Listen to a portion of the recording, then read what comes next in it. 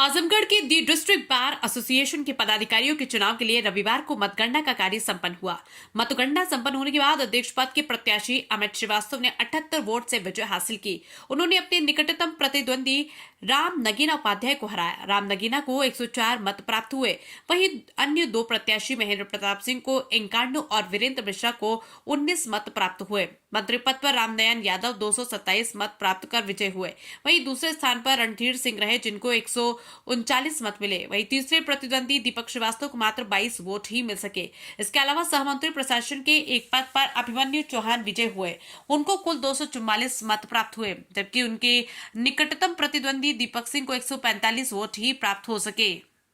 मैं रामनयन यादव मंत्री पद पर जिला बार एसोसिएशन का मंत्री पद पर निर्वाचित हुआ हूँ। संगठन के प्रति आपकी प्राथमिकताएं क्या रहेंगी? संगठन के प्रति अधिवक्ता हित सर्वोपरि रहेगा और न्यायालयों में जिस तरह का और माल अभिलेखागार में जो कार्रवाई, हमारे अधिवक्ता बंधु जितने परेशान हैं, मोहरिल वर्ग काफ़ी परेशान हैं, उनको पूरी तरह से उनकी समस्याओं का निराकरण के लिए जितना प्रयास होगा उतना प्रयास किया जाएगा।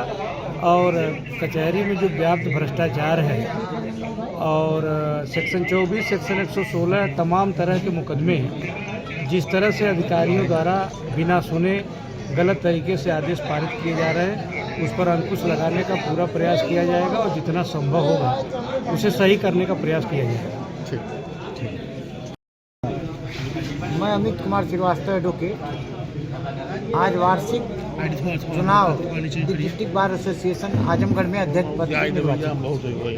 सामने निर्वाचित होने के बाद सर क्या प्राथमिकता रहेगी? क्या प्राथमिकता तो अधिवक्ता हित सर्वोपरि है, बार और बेंच में सामंजस्य रहे और जो भ्रष्टाचार बहुत बढ़ गया है, वो अधिकारियों को, अधिवक्ताओं को भी बहुत ज़्यादा परेशानी उठानी पड़ रही है। अधिकारी टकराव का रुख अपनाए हुए हैं, कर्मचारी मनमाना हो गए हैं।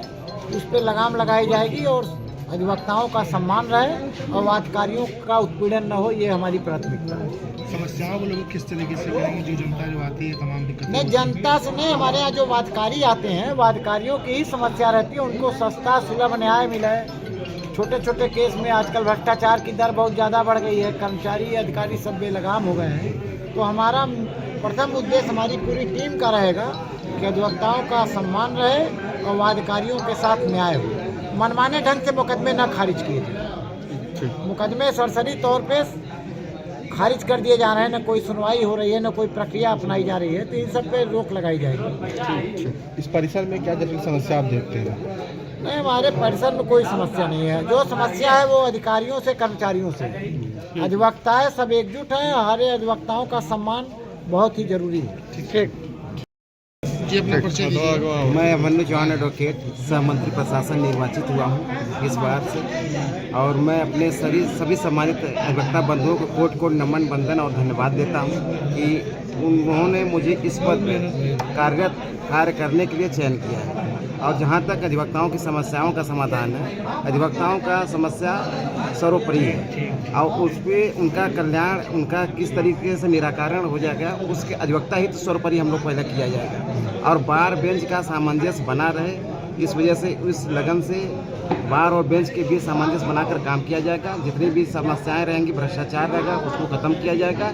अधिवक्ताओं के सुख सुविधा में जो भी समस्याएं होंगी उसका निराकरण किया जाएगा, ताकि कभी किसी अधिवक्ता को कोई परेशानी नहीं हो। वर्तमान समय में सर अधिवक्ताओं की क्या समस्याएं आपको सबसे विकराल लगती हैं और इसको समाधान? अधिवक्ताओं की समस्याएं देखिए, सबसे वर्तमान समय में यही है कि जो बार और बेंच के बीच जो सामंजस्य सही नहीं बैठ पाता हुआ है, और एक रिकॉर्ड रूम हमारे यहाँ रिकॉर्ड रूम है जिला अभिलेखागार, उसकी जो समस्या बनी हुई है, तो उस समस्याओं को थोड़ा हम लोग दूर करेंगे और बार बेंच का सामंजस्य बना रहे। अधिकारियों से, उच्च अधिकारियों से बात किया जाएगा कि बार बेंच के बीच कोई टकराव ना हो, कोई दिक्कत ना हो, कोई फाइलें बिना वजह खारिज ना हो, बिना वजह एक्सपायरी आर्डर ना हो, या किसी के दबाव में कोई आदेश ना हो, या वादिकारियों का हित मतलब किसी से प्रभावित ना हो, इस तरीके का काम किया जाएगा।